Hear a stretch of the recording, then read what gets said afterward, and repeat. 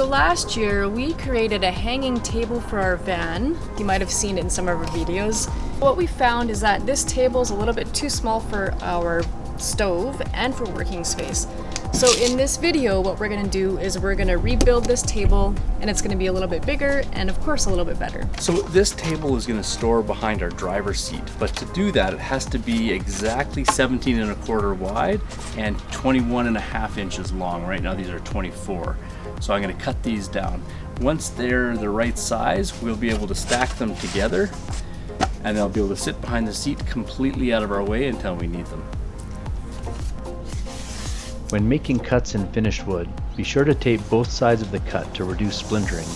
I'm using yellow masking tape so that it's easier for me to see my cut line through it.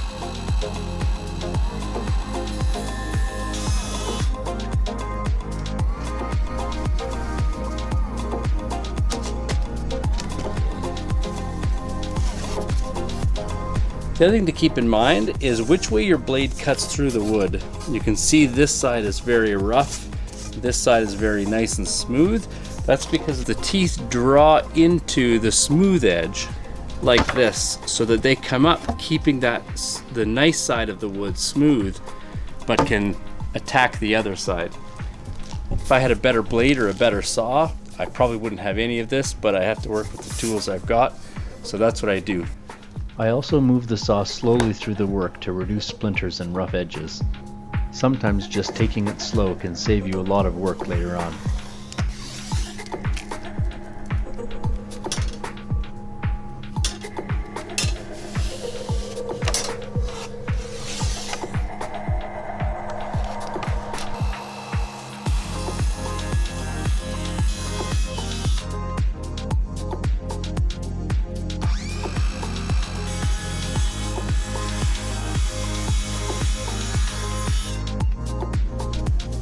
After making the cuts and removing the tape, we're going to sand the sides first with a coarse sanding block and then finish it with a 200 grit sandpaper.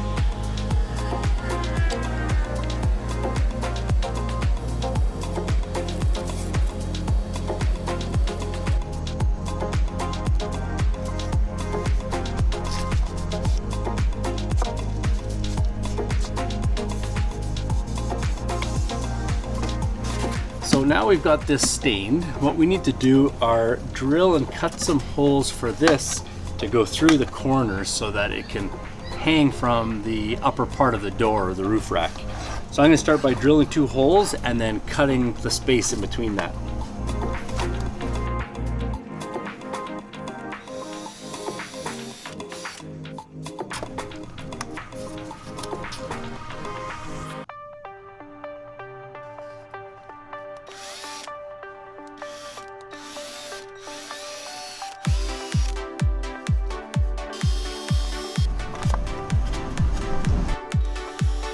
Once the 2 holes were drilled, I used an oscillating tool with a wood cutting blade to cut the slot.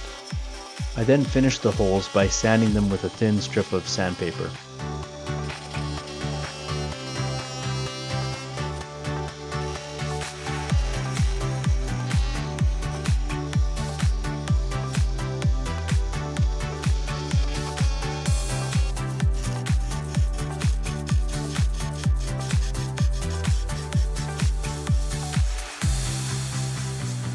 The webbing had bulky melted ends, so I used a torch with heavy gloves to pinch and pull the ends and make it as low profile as possible. After that, they fit perfectly. Once I knew it was working, I drilled and cut the rest of the holes.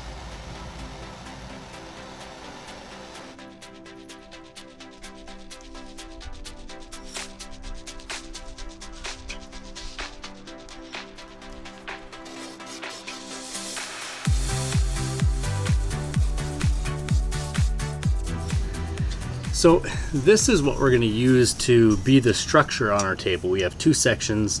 Obviously they don't hold themselves together. This is what's going to do it. The plywood is an 1/8 of an inch each. This gap in here is exactly 1/4 of an inch.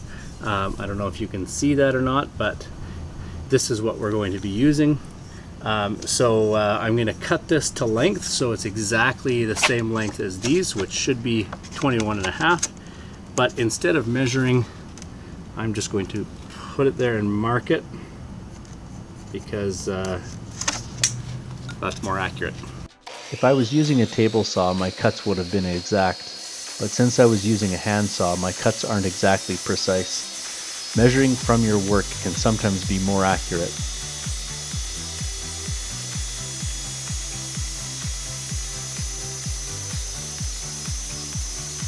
Cutting aluminum with a wood saw is easy and safe. Just be sure to move slowly to avoid the work jumping around or the saw cutting too aggressively.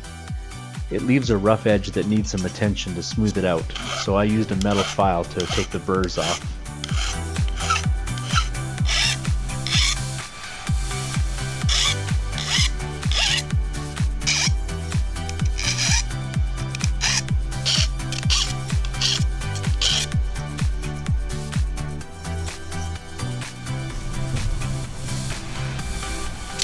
So this is where the theory becomes reality. Up until this point, this whole thing has been in my head. Now we get to see how it actually works. So essentially in storage, this is what the table will look like.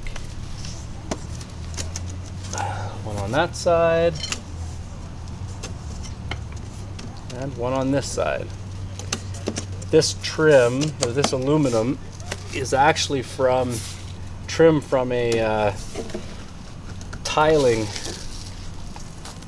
Oh, that one's gonna be a little tight. Might have to sand that down a little. But it's essentially just trim for tiling bathrooms. It was the perfect size for what I needed. And it seems to work well for this. Now let's see what happens when we take it apart and turn it into the table. They will essentially extend like this. This will then go on here, like so. This will go on the other side. Provide all the structure for the table. That way I have two separate parts. This corner is tight. It needs to be sanded down. Yeah, there it goes. And then strength-wise, I'll have lots of strength. Now it's time to finish it up. For the hooks, I used stainless steel plumber's tape. I melted a hole through the webbing with a torch and a drill bit. Once wide enough, I placed a bolt through the holes and tightened a nut on the other side. This gave me a strong and simple hook to hang the table from the top edge of my sliding door.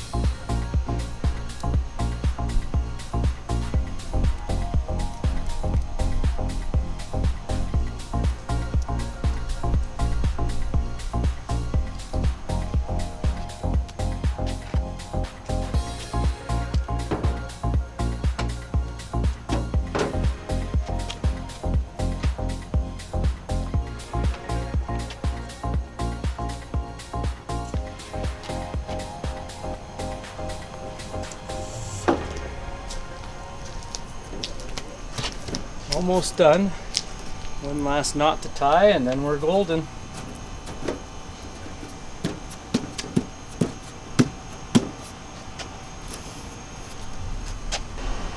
just using a regular overhand knot. I'm tying it at the place that I marked. That was the correct height.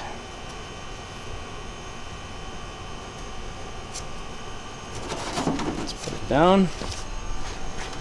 Let's make sure everything's locked in.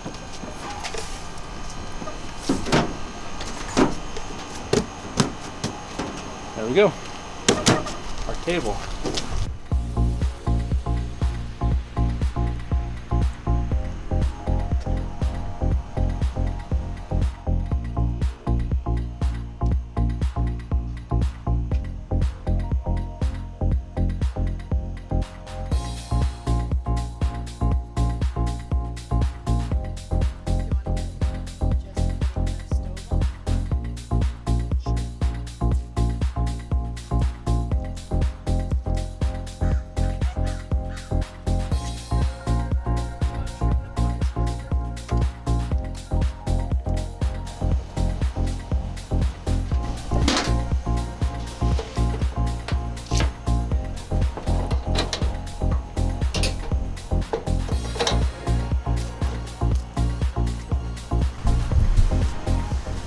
Well, it's getting hot out here.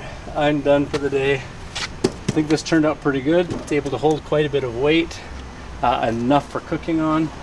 We're gonna pack it up and put it away now. But hopefully this has helped you come up with some ideas for your van. But until next time,